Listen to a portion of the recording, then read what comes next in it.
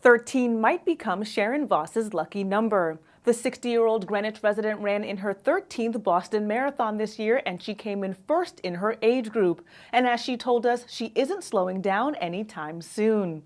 30 years ago, I didn't really even know I was ever going to run to any extent. If somebody would have told me I would have been a competitive runner, I would have probably laughed. Sharon began running in 1985. This year's 119th running of the Boston Marathon was Sharon's 44th race, and she's run in the New York City Marathon 13 times as well.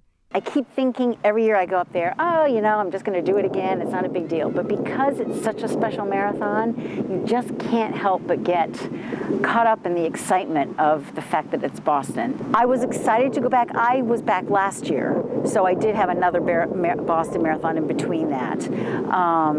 But it's interesting, of course, this year because we have the trial and the sentencing, and there's a lot of emotion again. I can't even begin to tell you how many people were there cheering us on, the volunteers and the spectators, with weather that has never been that bad. When she's not training for marathons, Vos is one of the coaches for the Greenwich Track Club. I immediately was drawn to it. I love kids. It's fun.